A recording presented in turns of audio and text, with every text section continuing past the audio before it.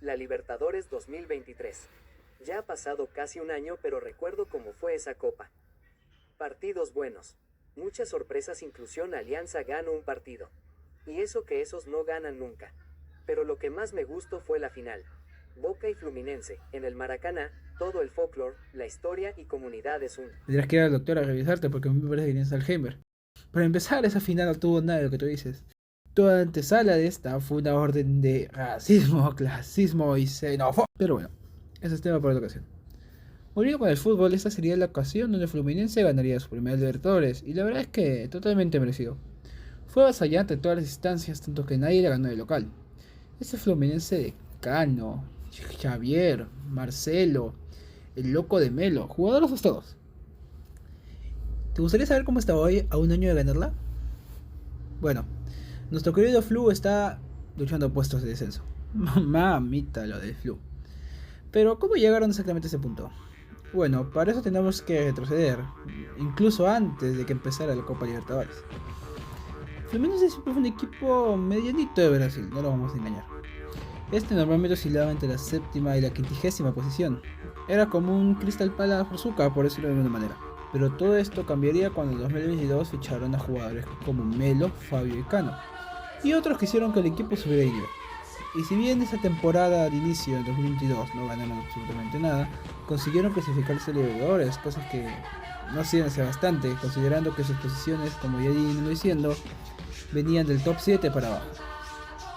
En ese momento se empezó a notar una tendencia de compra que tendrían hasta el día de hoy.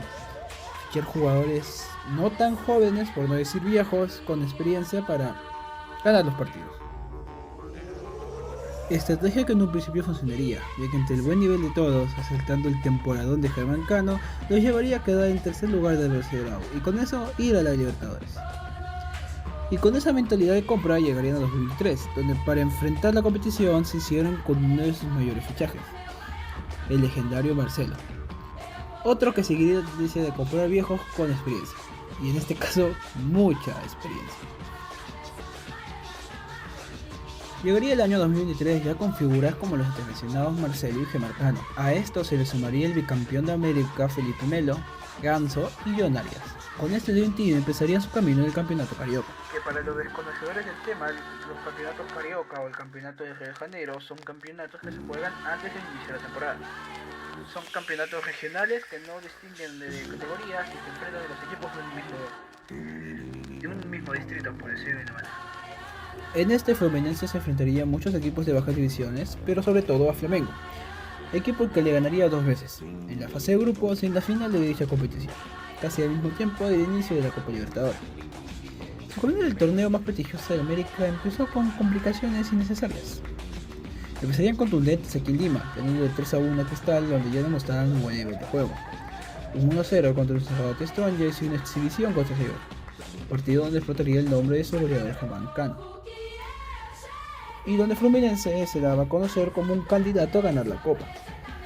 Pero después de esta seguidilla de 3 partidos buenos llegarían las derrotas, coincidiendo también con la bajada de nivel en todos los torneos que estaba disputando, por lo mismo que hemos dicho de la avanzada edad de los jugadores, perdiendo la altura de La Paz y cayendo en el Monumental de River, donde Melo pateó.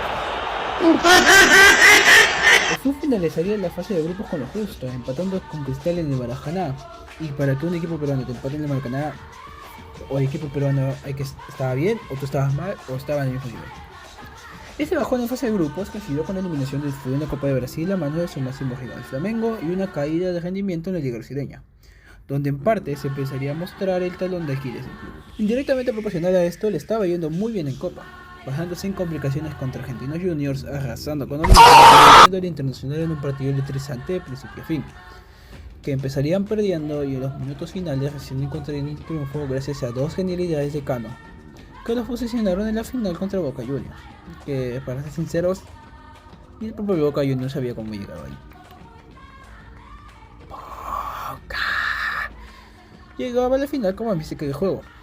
El marcador abriría rápidamente a Germán Cano en el primer tiempo, gol que le dio la tranquilidad en Brasil, ya que Boca hasta ese momento no había mostrado mucho.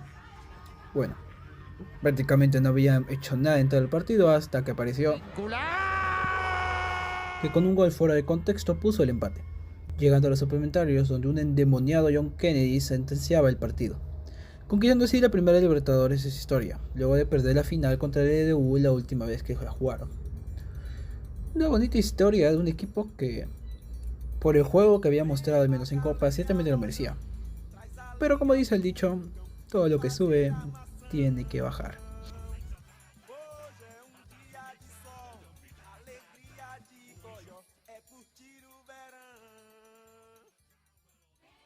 El primer gran reto del año para los de Diniz era la Recopa Sudamericana, el cual enfrentarían al LDU de Ecuador, que si bien terminarían ganando en el partido de vuelta remontando en 1-0 que habían perdido en Ecuador, se veía el bajo nivel del equipo, el cual se terminó constatando en el Campeonato Carioca, el cual enfrenta a equipos del Río de Janeiro, donde mostró un bajo nivel contra equipos que en teoría eran demasiado inferiores, el cual terminaría quedando eliminado en semifinales ante su máximo rival, Flamengo. Un poco antes del inicio del Brasileirao, llegaba el inicio de la Copa Libertadores, torneo que se sabe habían ganado el año pasado.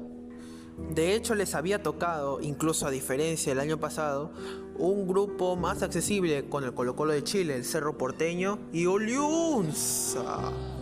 Su aventura en el torneo sudamericano más prestigioso de América iniciaría en Lima, aquí, en la capital.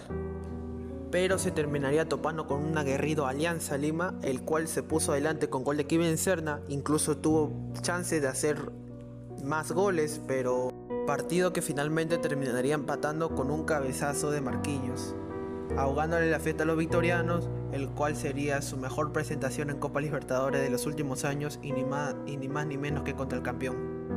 Su segundo partido de Copa la ganaría, aunque con dificultad, 2-1 ante el Colo-Colo de Arturo Vidal. Ya finalizando la primera rueda de la fase de grupos, empataría a Cerro Porteño en Paraguay, un partido muy aburrido totalmente. Ya llegando a la fecha 4 llegaría su primer triunfo de visita en la Copa, el cual le ganaría 1-0 a Colo-Colo en Chile en los últimos 15 minutos. Y ya casi cerrando la fase de grupos, aseguraría su clasificación en la quinta fecha, ganándole 2-1 al Cerro Porteño en el Maracaná. Y ya en la última fecha, sin nada que jugarse, enfrentaba a una Alianza Lima que necesitaba ganar para clasificar, que si bien jugó su mejor partido del año, poniéndose 2 veces por arriba en el marcador, no podría ante la jerarquía del tricolor, que dejaría el partido 3-2. Viendo cómo terminó la fase de grupos, pareciera que estamos infravalorando al Fluminense. Total, quedó primero, pero mira contra quién rivales eran.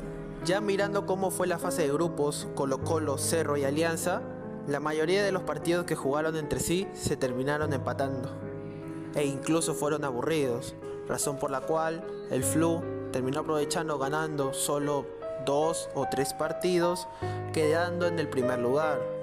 Pero ese problema de juego que no se mostraba a nivel internacional, lo demostrarían a nivel local. En una de las mejores ligas del mundo, jugar mal te cuesta. Su punto más bajo en la liga local fue durante y después de la fase de grupos de la Copa Libertadores, terminando en el último lugar, acumulando a la hora de grabar este video 11 derrotas, 5 empates y 5 victorias, incluso dándose la salida de su entrenador que lo sacó campeón de la Copa, Fernando Diniz. Estaban pasando un momento totalmente crítico e incluso cambiaron de entrenador, pero aún así seguían en zona de descenso. Las cosas no parecían cambiar. ¿Pero por qué? Bueno, en esta parte daremos unos pequeños factores que podrían dar el porqué de la bajada del Flu. Empecemos por el punto, creo yo, más crítico, la edad. Si se dieron cuenta, el partido que creo que la mayoría del Perú vio, el Alianza Lima contra Fluminense, Kevin Serna solía pasar a Felipe Melo, quien era el defensa, el mejor defensa que en teoría tenía el Fluminense. Y no es el único, el 70% de la plantilla ya tienen edades muy avanzadas, sobre todo los titulares. Para poner ejemplos, jugadores como Fabio, Melo, Cano, Marcelo ya superan más de los 35 años. Si bien este último se ha conservado en un nivel relativo, no se puede decir lo mismo de los demás. Tienen a un portero que ya ha pasado de los 40 años, un Melo que ya no es titular por la lentitud y un Cano que solía parar más lesionado que jugando. ¿Y cómo la directiva desea solucionar esto? Fichando a Thiago Silva, que sí, se sabe que es muy bueno, pero con 36 años ya no le queda mucho tiempo en la élite del fútbol. Los ejes principales del equipo han envejecido, y si se le suma a que Kennedy, quien siendo llamado a reemplazar a Cano, salía de fiesta en fiesta, cae de por hecho que los mismos que han hecho que el equipo sea uno de los mejores, ahora sea un factor de su caída. Otro punto clave para explicar del porqué de su decaída sería la continuidad de los partidos. Como se sabe en el fútbol brasileño, durante todo el año sueles tener bastantes competencias: campeonato carioca, en el caso del Fluminense, Brasileirao, Copa Libertadores y Copa do Brasil.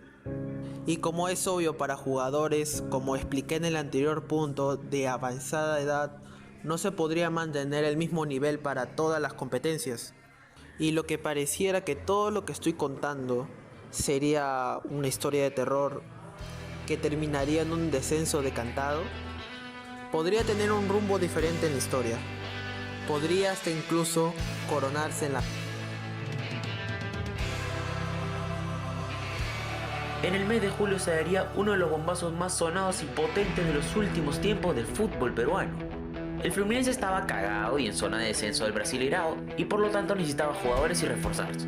Y para esto vino a la Liga 1 a sacar 2 jugadores. Y ustedes dirán, oh, qué chucha, ¿cómo este del director del Flu va a venir a sacar jugadores de una liga tan mediocre? Y bueno, sí, yo también digo lo mismo. Pero los 2 jugadores que se llevaron no eran normales. Tenían un rendimiento extraordinario y fulminante. Kevin Serna venía a hacer una gran apertura con Alianza Lima, e Ignacio da Silva hizo una tremenda Copa Libertadores con Sporting Cristal, se había cachado a los delanteros centros rivales, y a finales de julio se hacen oficiales estas 2 contrataciones. Y coincidentemente iniciaría una nueva era, un cambio. Y no solo en la moral, sino también en la forma de jugar del equipo. El debut de Kevin Serna fue ante Palmeiras, donde brindó una asistencia y ayudó a ganar al equipo. De ahí, el equipo arrasaría una racha de 4 partidos seguidos con victorias. El cambio parecía increíble, pero no todo era bueno, ya que el Flu quedaría eliminado de la Copa do Brasil a manos de Juventud. Y puta, tú dirás, ¿quién chucha es Juventud? Yo sé que no es un grande de Brasil, pero teniendo en cuenta la situación en la que estaba el Flu, es entendible. Y al momento de grabar este video, el Fluminense actualmente está en cuartos de final de la Copa Conmebol Libertadores, que el cual es actual campeón. El destino del equipo que alzó la Copa el año pasado es totalmente incierto. A veces parece que se levanta, pero a veces viene abajo. Tiene sus altas y sus bajas este equipo. Pero tú, como espectador, ¿qué me dices? ¿Logrará el Fluminense salvarse del descenso? ¿Logrará ser el bicampeón de América? Los comentarios los ponen ustedes.